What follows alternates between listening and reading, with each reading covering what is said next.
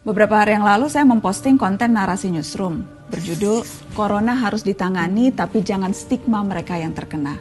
Isinya laporan peristiwa-peristiwa stigmatisasi antar warga yang terjadi belakangan ini. Misalnya di Medan, ada sekelompok warga menolak proses pemakaman jenazah seorang pasien COVID-19. Padahal keluarganya sudah mengikuti protokol keamanan pemakaman. Di Mata Najwa, kita juga sempat menyinggung ini dengan seorang narasumber. Setidaknya ada 4 perawat rumah sakit di Persahabatan Jakarta Timur yang diusir dari kosnya karena dianggap membawa virus. Para suster ini sempat terpaksa harus menginap di rumah sakit. Banyak komentar yang masuk di postingan itu. Saya ingin bacakan beberapa di antaranya. Ada dari Oceanikma. Di sini juga ada Kak Najwa. Jenazah sudah ditolak di 2 tempat, kemudian dikebumikan di wilayah lain. Tapi saat warga tersebut tahu itu jenazah COVID-19, warga geger minta dibongkar kuburannya. Miris lihatnya.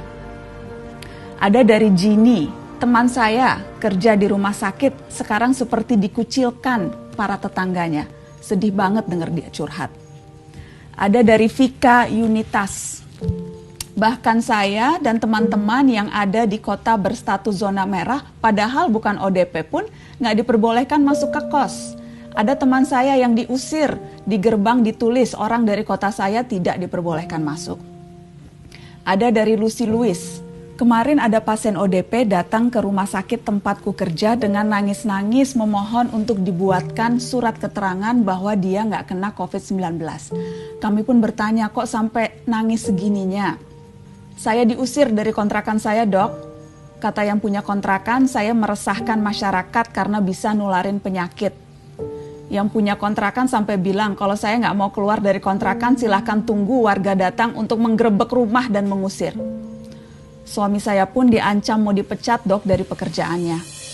Saya sedih, Dok, nggak tahu harus berbuat apa dan tinggal di mana. Suami saya pun marah ke saya dan nyuruh saya keluar dari rumah. Cerita yang dibagikan seorang dokter yang juga membuat saya patah hati. Teman-teman, di satu sisi kasus-kasus ini menunjukkan ya kesadaran dan kewaspadaan pada virus COVID-19 mulai terbentuk. Namun upaya menjaga jarak ini jangan kebablasan. Jaga jarak bukan berarti kita bebas mengusir orang atau menolak jenazah. Perawat-perawat itu misalnya, mereka pahlawan kita sekarang. Mereka mempertaruhkan nyawa dengan merawat pasien-pasien dengan peralatan seadanya. Kalau kita sakit, nauzubillah min zalik, jangan sampai kita sakit. Tapi kalau ternyata kita atau kerabat kita sakit, yang merawat kita adalah mereka. Jaga jarak dengan perawat itu wajar. Seperti juga kita memang harus jaga jarak dengan siapa saja sekarang. Tapi kalau sampai mengusir mereka, itu sudah keterlaluan. Pasien PDP atau ODP adalah korban. Bantu mereka mengisolasi diri di rumahnya masing-masing. Bahkan kita perlu mensupport kebutuhan mereka. Supaya apa? Supaya mereka tidak terpaksa keluar rumah. Kalau mereka keluar rumah, yang ada malah bahaya bagi yang lain. Sama juga seperti jenazah. Selama mereka terkait corona, biasanya pihak rumah sakit sudah punya protokol, sudah punya SOP, standar penanganan jenazah. Selain dikafani, sesuai ajaran agama masing-masing, mereka juga dibungkus secara khusus. Sama sekali tidak masalah dikuburkan dimanapun. Karena ketika sudah dikubur, mereka tidak akan menyebarkan virus. Saya akan kutip keterangan Kepala Departemen Kedokteran Forensik dan Medikolega Rumah Sakit Umum Dr. Sutomo Surabaya, Dr. Edi Suyanto. Secara ilmiah ilmu kedokteran, korban atau jenazah kemungkinan menularnya sudah tidak ada, apalagi virus corona. Virus corona harus hidup pada inangnya. Inangnya sudah mati, virusnya juga ikut mati, sama dengan HIV/AIDS, sama dengan H5N1 atau flu burung. Jelas itu, jelas tidak akan menularkan. Pasien positif COVID-19 yang akhirnya meninggal saat mereka sakit tidak boleh dijenguk keluarganya. Proses pemakaman dilakukan dengan cara tertentu dan yang bisa menghadirinya pun terbatas. Masa tega saat keluarga hendak mendoakan di pemakaman diperlakukan seperti itu. Jadi kalau kita mengusir, kalau kita mengucilkan, kalau kita menghakimi dan menstigmatisasi korban corona itu jelas berbahaya. Karena membuat siapapun yang merasakan gejalanya jadi enggan melapor dan memeriksakan diri.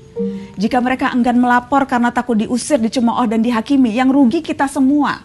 Virus jadi tidak terdeteksi sehingga menyulitkan memutus rantai penyebarannya. Ingat jargon lama, jauhi penyakitnya bukan orangnya. Seharusnya ini jadi pegangan kita. Cukup dengan jaga jarak, jangan diusir atau dikucilkan.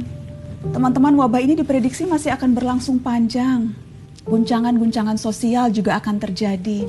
Dan inilah saatnya memperkuat solidaritas. Jarak fisik memang harus direnggangkan, tapi ikatan sosial justru harus dirapatkan. Kita tidak bisa sendirian mengatasi wabah ini. Hari ini soliter seharusnya solider. Jaga jarak dengan penyakit, bukan dengan kemanusiaan.